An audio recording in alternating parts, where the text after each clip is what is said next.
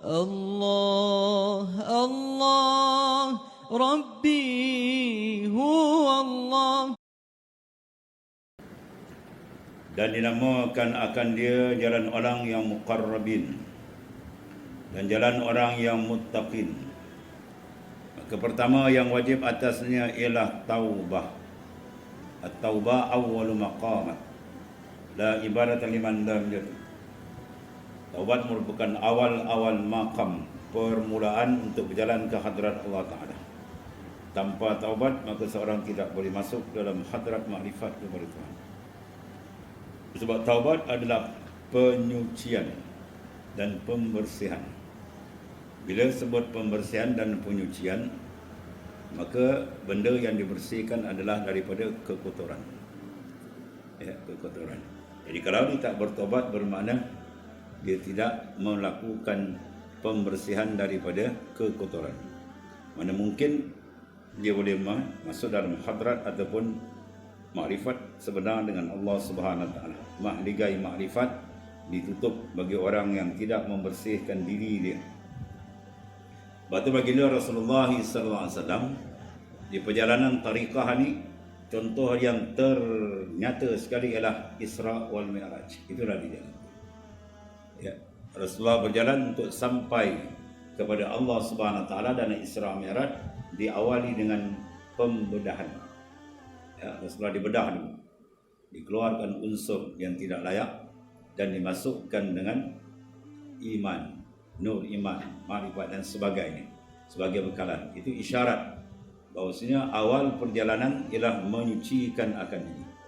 Mana tarikat yang muktabar dalam dunia, syarat pertama setelah dibai'ah mesti dia melakukan taubat yang sungguh kepada Allah Ta'ala. Tanpa taubat dia tak boleh berjalan. Sebab inna siqala zunub tamna ila masyila ta'atillah. Sungguhnya berat dosa itu menyekat seorang daripada berjalan ke hadrat Allah SWT. Berkata Syekh Daud At-Ta'i dalam Minhajul Abidin, "Iza lam taqwa ala qiyamil lail wa siyamin nahar fa'lam annaka maqbul qad qabbalatka khati'atuk." Iza lam taqwa ala qiyamil lail, apabila kamu tidak mampu untuk berdiri malam menghadap Allah Subhanahu Wa Taala waktu qiyam,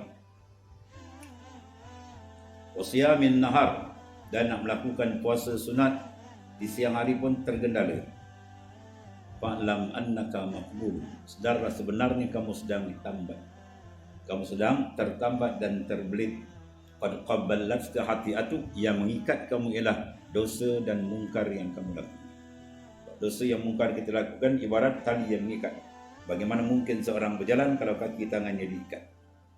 Maka langkah pertama ialah dia kena kerat dosa tadi dengan apa? Satu alat yang Tuhan beri percuma saja dan dimudahkan kepada kita, at-taubah. At-taib minaz dzam kama la dzambalah.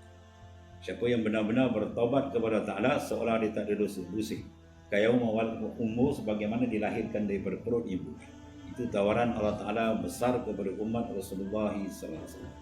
Berbanding umat dahulu, kalau buka surah Baqarah, dia orang nak bertaubat, faqtulu anfusakum, hendaklah mereka bunuh diri mereka, baru Tuhan terima taubat.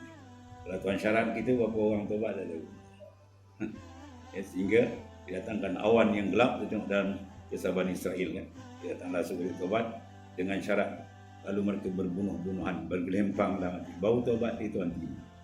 Kalau kena begitu berat.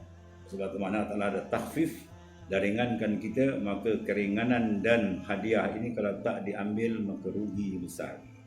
Ya, awal maqamat at-taubah. Awal maqam ialah at-taubah.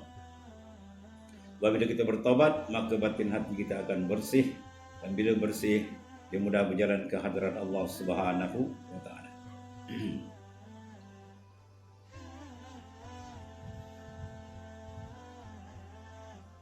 Maka pertama yang wajib atasnya ialah taubat daripada segala maksiat, zahir, batin, kecil, besar, semua taubat.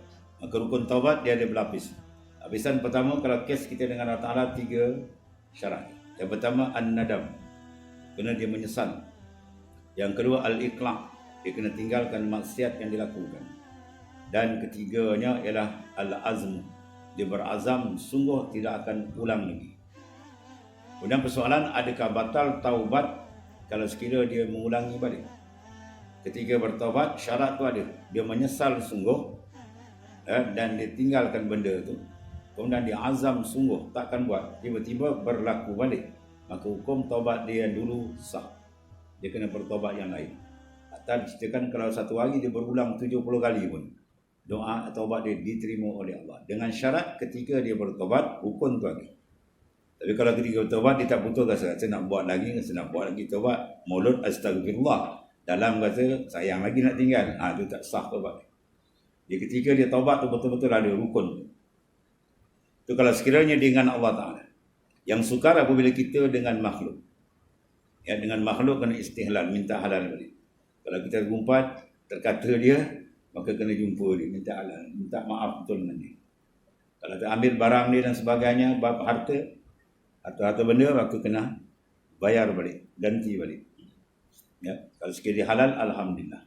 Kalau dia kata saya tak halalkan, saya nak tuntut akhirat, apa hukum? Sangkut kita kata ini baik.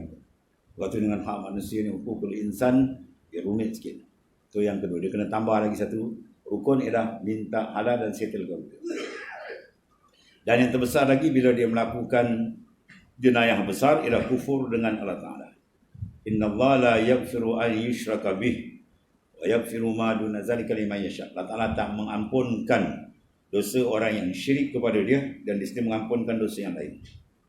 Jadi sekadar minta ampun, istighfar, maka dalam bab syirik Tuhan tak ingin. Kecuali dia kena taubat, ia itulah bertaubat sungguh, kemudian dia kena tambah satu lagi rukun dia apa? Syahadah balik. Kena mengucap 2 kalimah syahadat. Sebab dia kufur wal ayat wal ayat.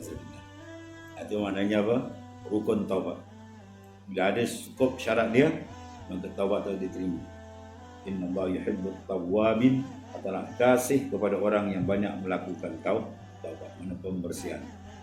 3 riwayat daripada Rasulullah SAW sendiri beristighfar. Satu riwayat 70, satu riwayat lebih 70, satu riwayat 100 kali. Kalau baginda SAW yang maksum, istighfar, apatah lagi kita yang bergelumang dengan kesilapan dan sebagainya.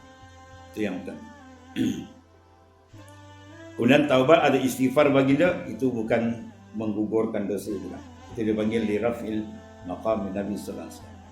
Nabi istighfar itu mengangkat maqam. Ya, adapun kita isqatuz dzunub, menjatuh dan menggugurkan dosa. Ya, sebab kita berdosa, maka Rasul ada tidak. Sebab apa naik maqam? Kerana orang yang bertaubat atau istighfar ada satu sifat yang mulia dalam diri, iaitu at-tawadhu, merendah diri. Ya, kalau seorang dia tak merendah diri, tak taubat. Saya ni ada dosa. Dia tanya dia ada dosa, atau kacau itu. Ya, satu orang wali besar, dia menyatakan, ya Allah, dosaku lebih banyak dari pasir yang melata diri. Itu waliullah. Bayangkan. Ya, kita ni maklum je lah. Jadi bila dia bertobat atau beristighfar, mana ada makna itu? Mana merendahkan diri, mengakui. Maka masuk dalam umum hadis Nabi sallallahu alaihi wasallam, at-taib minadz dzamb kama la dzambalah. Maknanya dia bertobat salah tak ada dosa, maka tawadhu' itu mengangkat martabat. Man tawadha'a rafa'ahu. Siapa yang tawadhu', maka dia diangkat martabat dia oleh Allah. Jadi baginda sallallahu alaihi wasallam dimasuk maknanya apa? Istighfar mengajar umat dan sekaligus makam dia terangkat tinggi. Ya, dan tidak ada siapa boleh mensifatkan ketinggian kehebatan Rasulullah sallallahu alaihi wasallam yang begitu hebat.